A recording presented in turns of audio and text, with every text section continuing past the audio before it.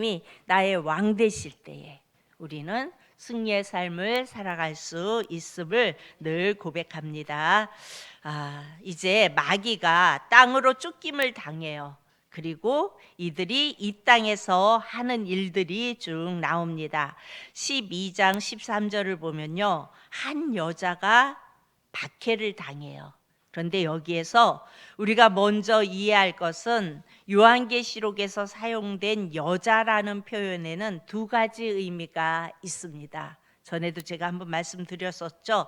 첫 번째가 메시아이신 예수 그리스도의 어머니를 지칭할 때 여자라고 지칭합니다. 그리고 두 번째로는 교회를 그리스도의 신부요 여자로 묘사합니다. 그러니까 예수 그리스도를 왕으로 고백하는 모든 자들을 여자라고 이렇게 표현합니다.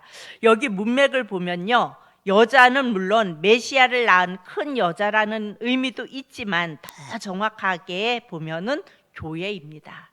그러니까 예수 그리스도를 왕으로 고백하는 모든 사람들이 바로 여자로 이렇게 이해를 하시면 됩니다. 12장 14절을 보면요, 이렇게 말씀해요. 그 여자가 큰 독수리의 두 날개를 받아 광야 자기 곳으로 날아가 거기서 그 뱀의 낫을 피하여 한때와 두때와 반때를 양육받음에, 여기 우리가 생각해야 할 두 개의 단어가 나오는데 광야 그리고 독수리 두 날개입니다. 그리고 그곳에서 양육을 받는다고 이렇게 표현을 합니다. 그러니까 뱀의 낫을 피하여, 이 뱀이 뭐예요? 사단의 낫을 피하여 한때와 두때와 반때를 양육받는다 이렇게 말씀합니다. 한때는 1년을 의미하죠. 그리고 한때, 두때, 반때 그러면은 2년 6개월, 그죠? 2년 반, 2년 6개월. 그러면 1년, 2년 6개월. 그러면 총합이 3년 6개월. 우리가 요한계시록에서 이 3년 6개월이라는 이 기간을 계속해서 보죠. 이 3년 6개월, 이것을 성경에서는 길다라는 표현으로, 그러니까 긴 시간이라라는 표현으로 3년 반으로 묘사하고 있는 것을 우리가 이해하면서 지금까지 보아왔습니다. 이것을 정확한 기간으로 보면 십자가 사건부터, 예수님 이 땅에 오셔서 십자가 사건부터 주님이 다시 재림에 오실 때까지, 이것을 3년 반이라고 이렇게 표현한다고 말씀드렸습니다. 자, 3년 반 동안 여자가 광야로 피해서 양육을 받습니다. 여러분, 어떤 양육이기에 광야에서 받을까요? 15절을 보면 이렇게 말씀합니다. 여자의 뒤에서 뱀이 그 입으로 물을 강같이 토하여 여자를 물에 떠내려가게 하려 하되, 이제 서서히 이 뱀, 즉 마귀의 의도, 이 사탄의 의도와 실체가 점점 이렇게 드러나죠. 그러니까 마귀가 물을 강같이 토해서 여자로 표현된 이 종말 시대의 교회와 성도들을 떠내려가게 하려고 지금 하고 있다고 이렇게 말을 하는 것입니다. 여러분, 이것은 바로 우리 믿음의 사람들이 받는 박해를 말하는 거예요. 우리가 받는 박해인데, 성경에서는 뱀이 입에서 물을 강같이 토해내서 우리로 하여금 떠내려가게 한다 이렇게 표현을 합니다. 그렇다면 왜 물을 강같이 토한다고 했을까요? 이 말에 대한 말씀이 우리 말씀에서 찾아봅니다. 시편 144편, 시편 144편 7절에서 8절을 봅니다. 떴지요? 우리 다 같이 봅니다. 시작. 위에서부터 주의 손을 펴사 나를 큰 물과 이방인의 손에서 구하여 건지소서. 그들의 입은 거짓을 말하며 그의 오른손은 거짓의 오른손이니이다. 여기 나오는 큰 물, 위에서부터 주의 손을 펴서 나를 큰 물과 이방인의 손에서 구하여 건지소서 그랬는데, 여기 나오는 큰 물은 성도들에게 해를 가져다 주는 존재예요. 그렇죠? 해를 가져다 주는 존재입니다. 그런데 이것은 문학적인 표현으로 여기서 큰 물의 동의어는 바로 그 밑에 말에 나와요. 그들의 입은 뭘 말해요? 거짓을 말하며 그의 오른손은 거짓의 오른손이니이다. 그러니까 이 큰 물의 동요는 바로 거짓이에요.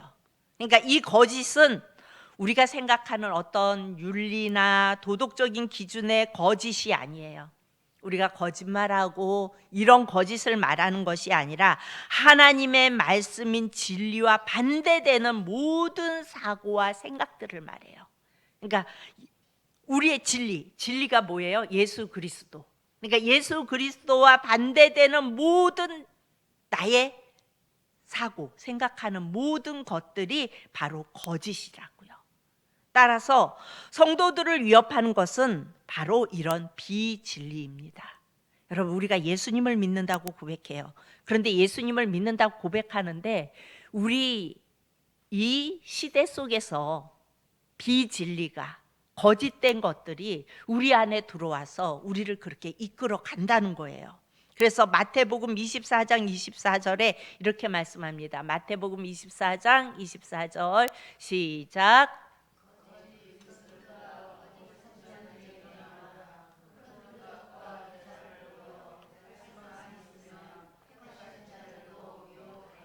예, 거짓 그리스도들과 거짓 선지자들이, 거짓 그리스도는 누구예요? 자칭 내가 예수라고 말하는 사람들 많지요. 대한민국이 제일 많대요. 그런 게 그렇게 나타나는 그게 제일 많대요.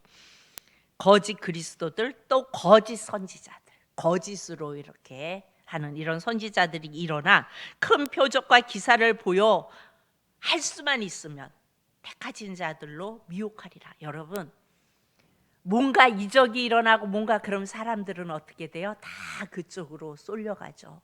뭔가 이적이 일어나면 따라가요. 그런데 말씀에 분명히 말해요. 거짓 선지자들이 일어나 큰 표적과 기사를 보여준다는 거예요. 그래서 할 수만 있으면 택하신 자들도 미혹하리라. 그러니까 하나님의 택하신 자들도 계속해서 끌어가는 거예요. 이단이 그러는 것처럼.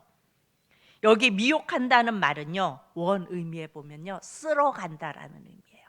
사단이 물을 품어서 다 쓸어가게 한다고 말씀했죠. 그것처럼 미혹한다는 말은 쓸어간다라는 의미예요. 이 큰 물이 우리에게 행하는 가장 위협적인 행동은요, 바로 다 그렇게 쓸어가는 거예요.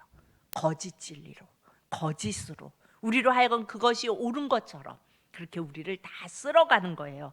이 세상 종말의 가장 큰 싸움은 계속 말씀드리죠. 진리 전쟁이에요. 이 마지막 때에는 진리 전쟁입니다. 말세 즉 종말이 되면요, 교회와 성도들에게 가장 큰 위협은요, 거짓 진리입니다. 그런데 이 거짓 진리들이 참 진리와 아주 비슷하게 들어와요. 그래서 우리가 이것을 정확히 이해해야 합니다. 여러분, 복음에도 짝퉁이 있어요.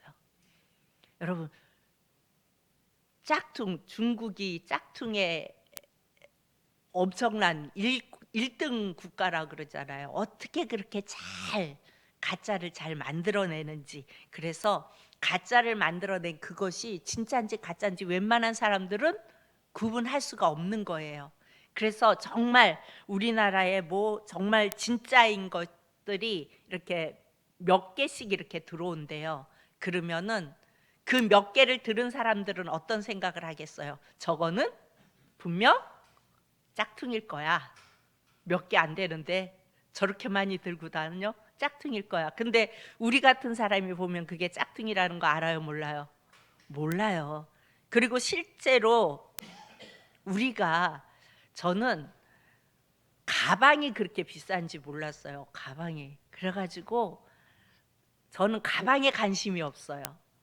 근데 가방에 관심이 있는 사람들은 그것을 이렇게 굉장히 비싼 돈을 주고 사더라고요. 저는 10만 원만 넘어가면 그게 진짜인 줄 알았어요. 엄청 비싼 거잖아요. 10만 원만 넘어가도. 그런데 3, 40만 원이 넘어가는 가방인데도 보니까요, 중국에서 만들었더라고요. 여러분, 그러면 뭐예요? 짝퉁인 거예요. 근데 그렇게 붙여서 매장에서 그렇게 팔고 있더라고요. 그래서 이런 거구나. 그런데 그걸 설명하려고 한 게 아니고 복음에도 짝퉁이 있다고요. 소위 요즘 말하는, 여러분, 신앙생활을 하면서 우리는 예수를 믿는다 그러면 어떤 생각을 먼저 해요? 하나님 앞에 기도해도 여러분 내 모습을 잘 보세요. 내 기준으로, 내 생각 속에서 내가 원하고 내가 필요한 것을 하나님 앞에 구해요. 하나님이 저를 향하여 뭘 원하시는지 제가 알게 해주세요. 그걸 알기 위해 엎드려요. 우리는요, 기도할 때 어떻게 해요? 내가 필요한 거, 내 기준 속에서, 내 생각 속에서 내가, 그러니까 예수를 믿는 이유가 내 자식들 잘 되게 하기 위해서, 더 좋은 길로 가게 하기 위해서 기도하잖아요. 그리고 내가 원하는 일들을 기도해서 응답받기 위해서 믿어요. 하나님, 내가 이거 이렇게 해서 하게 해주세요. 또 병 낫기 위해서 예수님을 믿어요. 다시 말해서 내가 원하는 것을 얻기 위한 그야말로 종교적인 열심으로 예수를 믿어요. 여러분, 내가 원하는, 내가 주관이 돼서 내가 원하는 것을 바라는 것은 그게 믿음이에요? 종교적인 열심이에요? 종교적인 열심이잖아요. 근데 우리의 모습을 잘 보면 우리가 그런 종교적인 열심으로 예수님을 믿고 있다고요. 어찌되었든 모든 인류는요, 복음에 대한 갈망이 있어서 모두가 뭔가를 믿기를 원해요. 그러니까 하나님의 형상대로 지어진 인간들은요, 뭔가를 믿지 않으면 허전해요. 뭔가를 의지하지 않으면 허전한 구속이 있어요. 그렇기 때문에 많은 인류는 어찌됐든 뭔가를 믿어요. 믿는데 그것이 내 중심이 되어져서 내가 원하는 것을 바라는 어떤 종교적인 열심으로 예수님을 믿는다는 거예요. 그런데 여러분, 기독교도 어느새 이렇게 바뀌어져 가고 있다는 거예요. 기독교가 예수님은 어디로 간지 다 빠져버렸고, 예수님은 빠진 복음, 그리고 예수님이 상관없이 내가 원하는 것을 얻고 내가 원하는 것을 이루고 내가 원하는 어떤 일들을 내 뜻대로 해나가기 위한 그런 종교적인 열심으로 우리가 믿음 생활하고 있는 우리의 모습을 발견하게 되거든요.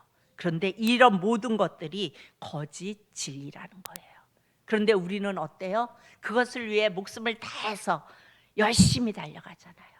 내가 어려서부터 이렇게 예수를 믿었고, 그래서 그렇게 했고, 그래서 지금도 앞으로 예수님 앞에 갈 때까지 그러면서 계속 구하는 것은, 우리의 모습을 보면 저도 그렇더라고요. 내가 필요한 것 구하잖아요. 내가 필요한 거, 내가. 여러분, 그러나 이런 신앙생활을 하면은요, 영혼의 진정한 갈증을 해결해 주지 못해요. 늘 갈증이 있고 늘 뭔가가 믿는다고 하는데 채워지지 않는 뭔가가 있어요. 그래서 열심히 종교 생활은 하는데 그것이 내 안에 부유함이 되어지지 못하고 평강이 되어지지 못하고, 이런 모든 것들이 거짓 진리예요. 그런데 교회에서도, 현재 많은 교회에서도 이 진리를 선포하고 이 진리대로 나아갈 때에 엄청나게 교회는 부흥하고 많은 사람들이 그런 곳으로 더 모여드는 것을 볼 수가 있어요. 여러분, 뱀이 토한 강 같은 물, 바로 이 거짓 진리로 오늘날 우리 교회가 위협받고 있는 제일 심각한 도전이라고요.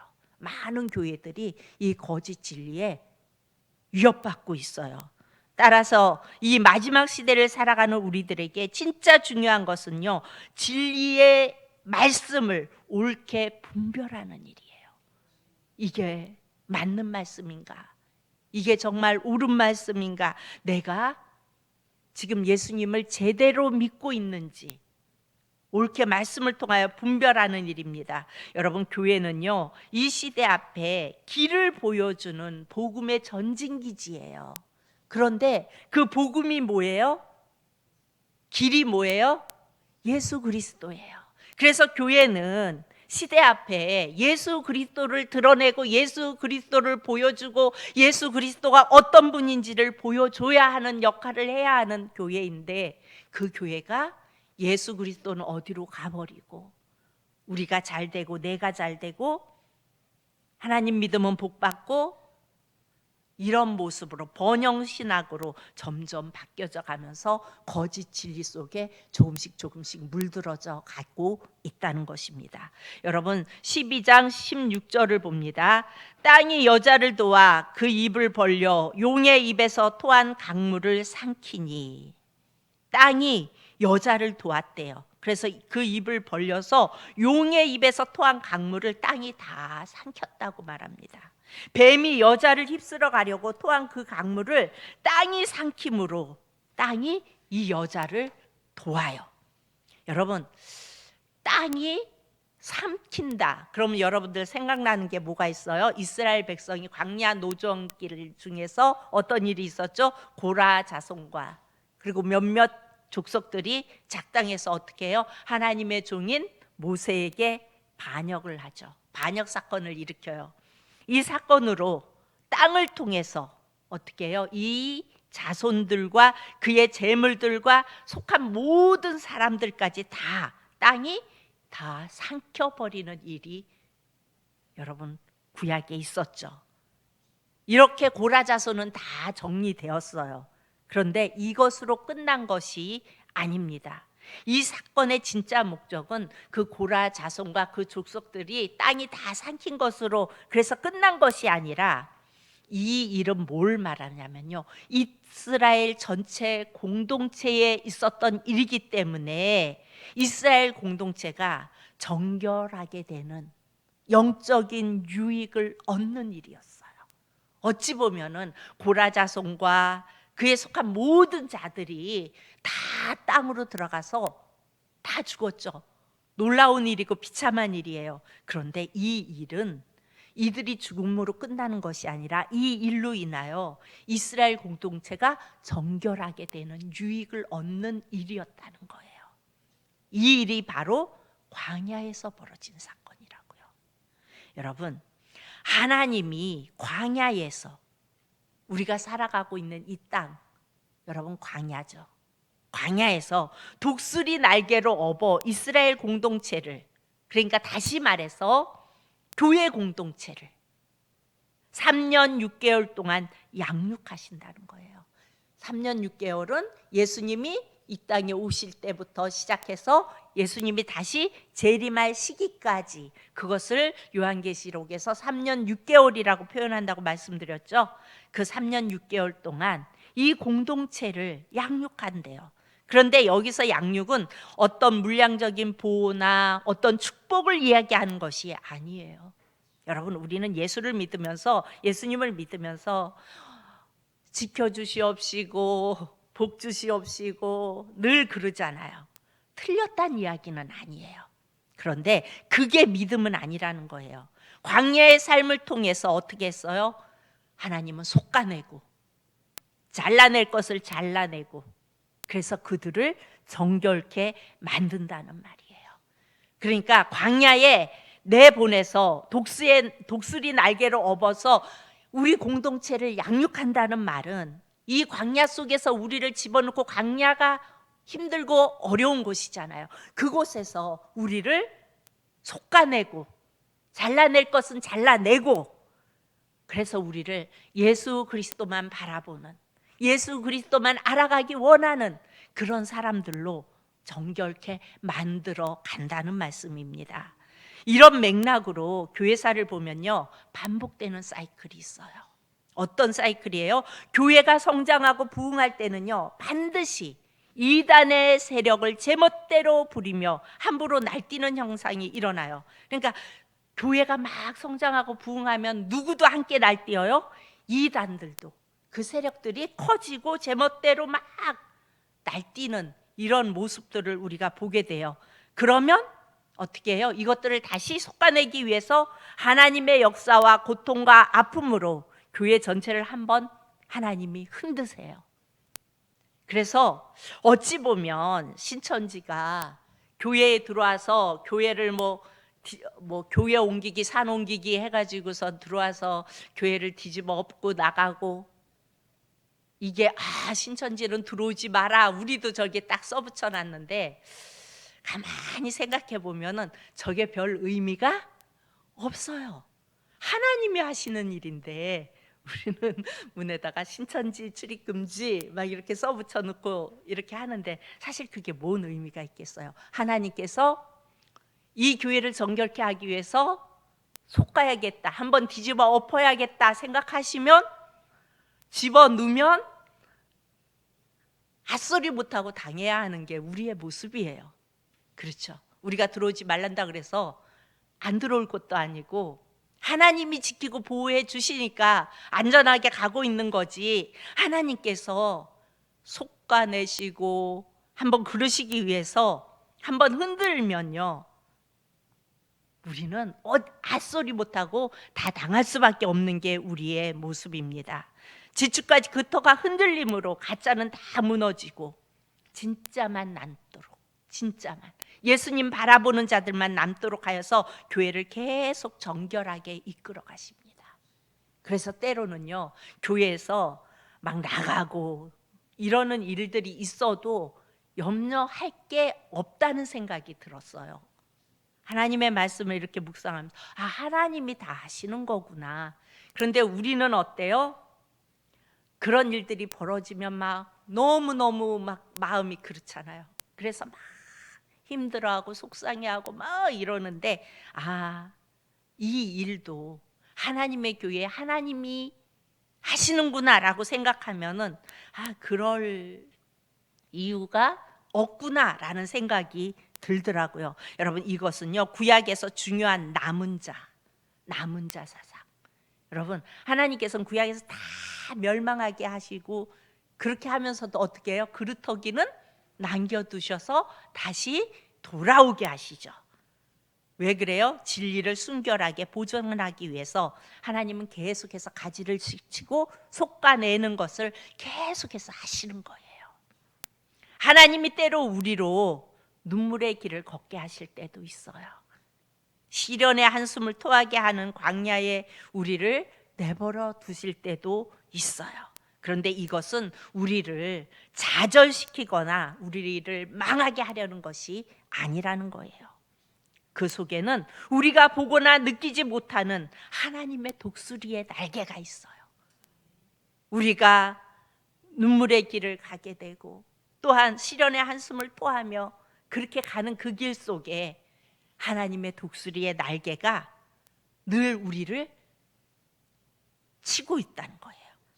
하나님은 그 3년 반 동안이라는 기간을 통해 우리를 양육하심으로 이 시대에 참 진리의 말씀을 정결케 하려고 불순종을 다 뽑아내시는 거예요. 예수님의 말씀 이런 분이 계셨어요. 물론 우리 성도님은 아니세요. 왜 예수님만을 믿어야 하고 왜 예수님만이 구원이 있다고 말하냐. 열심히 헌신하고 열심히 내가 내 할 일을 열심히 하고 내가 모태부터 그러니까 조상 대대로 믿음의 기업 가업을 이어서 쭉 지금까지 왔고 지금까지 내가 예수를 믿으며 이렇게 왔는데 왜 예수님만을 구원이라고 이야기하냐고 말씀하시는 분이 계시더라고요. 여러분 그렇다면 그분이 예수님을 믿는 분일까요? 장로님이신데요. 그리고 그 대대로 그 가정이 다 예수님 믿었는데요. 그리고 지금까지 엄청난 헌신을 하고 선교지에 엄청난 교회를 세우시면서 그 선교 일을 감당해 오셨는데요. 여러분 근데 참 슬프지만 안 됐지만 예수님 믿는 게 아닌 거예요. 여러분 아무리 우리가 우리의 열심으로 그렇게 했다. 저도 놀랐어요. 그분의 얘기를 들으면서 이거 아닌데 이거 아닌데 저도 그분을 엄청 존경했는데 이거를 어디서부터 손을 대야 되지 막 이런 고민을 하면서 저 책을 한 권을 사서 보내야 되나 어째야 되나 막 그래가면서 지금 제가 엄청 기도하면서 고민에 빠졌어요. 그런데 그분이 그렇게 말씀하시더라고요. 예수가 중요한 게 아니라 얼마나 헌신하며 얼마나 주님 앞에 그것이 중요한 거라고. 그러면 거짓 진리 속에 있는 분이에요. 그분은 여러분, 하나님은요 그 3년 반 동안이라는 기간을 통해 이렇게 불순물을 다 뽑아내신다고요. 계시록 12장 17절, 오늘 마지막 절입니다. 용이 여자에게 분노하여 돌아가서 그 여자의 남은 자손, 곧 시작.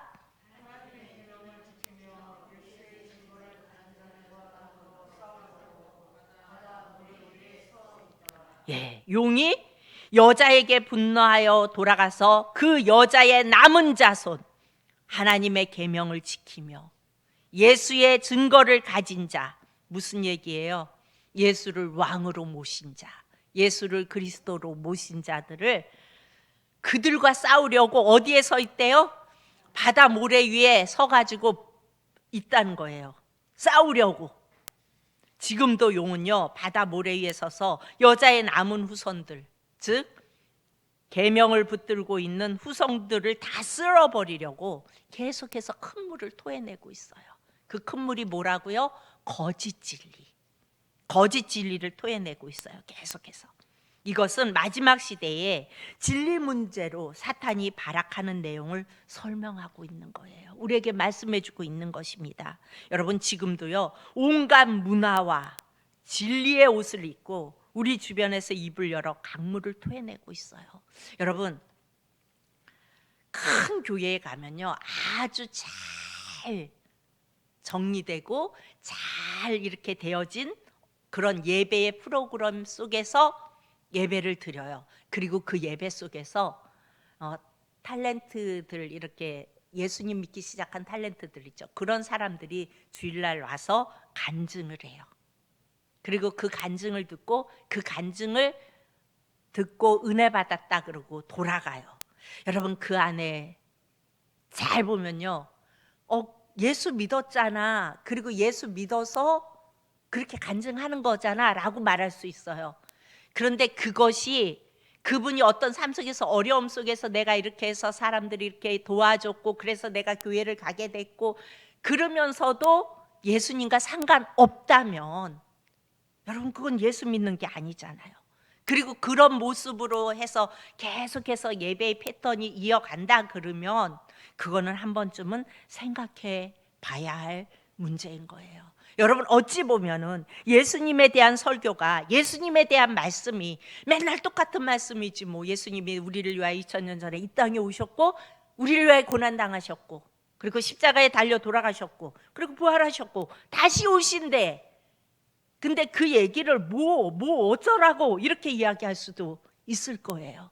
그런데 여러분, 우리가 정말 그 예수님이 나를 위해서 왜 이 땅에 왔는지, 왜 그렇게 죽어주셨는지를 우리가 제대로 안다면, 제대로 눈이 떠진다면, 제대로 깨달아진다면요, 우리는 눈물이 날 수밖에 없어요. 그 은혜 때문에 우리는 어찌할 수가 없는 자가 되어질 수 있어요. 그리고 우리의 정체성이 다 드러나게 되어 있어요. 아, 난 어찌할 수 없는 죄인이었구나. 그런데 그 예수님 때문에 내가 오늘 이렇게 예수님의 은혜 속에 살아가는구나. 이것을 알면요, 그때의 그 삶은 부유한 삶이고 은혜가 넘치는 삶이고요. 그리고 앞서서 말할 때 왜 이렇게 열심히 헌신하고 그게 왜 아니야? 라고 이야기할 수 있어요. 근데 예수님과 상관없는 것은 종교의 열심이었다는 거예요. 그런데 예수님의 은혜 때문에 내가 헌신하며 예수님 앞에 엎드리면 그거는 정말 소중하고 귀한 거죠. 예수님의 은혜 때문에 내가 헌신하고 내가 엎드리고, 그래서 오직 예수님의 줄인 자가 돼서 그 예수님을 바라보며 그 예수님의 은혜 속에 살아가는 것이 예수 믿는 자의 삶이라는 거예요. 그런데 우리는 자꾸 거꾸로 해요. 예수님은 어디론가 없고, 우선은 내가 중요하잖아요. 내가 잘 되고 내 자식이 잘 되고 내가 이거 해놨는데 잘 되고. 우리 교회가 35년이라는 시간 속에 여기까지 왔어요. 주님은 그 속에서 예수님을 더 깊이 알라고 때로는 우리 교회를 흔드시기도 하시고, 때로는 가지도 치시고, 때로는 속가도 내시고, 우리를 독수리 날개에 업어서 오늘에 이르게 하셨어요. 그리고 이 35주년에는 우리에게 율법 완성이라는 너무나 소중한 말씀을 우리에게 주셨고, 또 그 말씀을 통하여 우리로 하여금 예수님을 더 깊이 알아갈 수 있는 길이 보여질 수 있도록 책까지 우리에게 허락해 주셨어요. 우리 모두가 이 은혜를 깊이 느끼며 우리가 예수님을 조금이라도 알아가며 말씀에 순종할 수 있는 그런 자들이 바로 남은 자입니다. 이 자리에 난 우리 사랑하는 성도님들, 또 영상으로 예배드리는 우리 사랑하는 성도님들 모두가 우리 푸른 사랑 교회에 예수님의 줄인 자가 되어서 예수님만을 바라보며 예수님만을 갈망하는 남은 자가 다 되실 수 있기를 축복합니다. 기도합니다. 참 좋으신 아버지 하나님, 은혜를 감사합니다. 사탄은 이 마지막 때에 어떻게 해서라도 거짓 진리로 우리를 속게 하고 우리로 하여금 넘어가게 만들려고 아버지 하나님 발버둥 치고 있습니다. 주님, 우리는 오직 예수님만을 바라보게 도와주옵소서. 예수님의 줄인 자가 되어져서 예수님만을 바라보게 하시고 예수님이 왜 이 땅에 와야 했는지 그 사실을 눈여러 보는 자가 되어지게 하시며 우리의 정체성을 깨닫게 하여 주시옵시고, 그 하나님의 사랑 때문에 눈물 흘리며 또한 그 하나님의 사랑 때문에 헌신하며 그 하나님의 사랑 때문에 감당해 갈 수 있는 복된 자들이 다 되어질 수 있도록 사랑의 하나님 함께하여 주옵소서. 그래서 주님 오시는 그 시간까지 남은 자로 끝까지 살아남을 수 있는 복된 자들이 되어질 수 있도록 주여 붙들어 주옵소서. 감사드리며 예수님 이름으로 기도합니다. 아멘.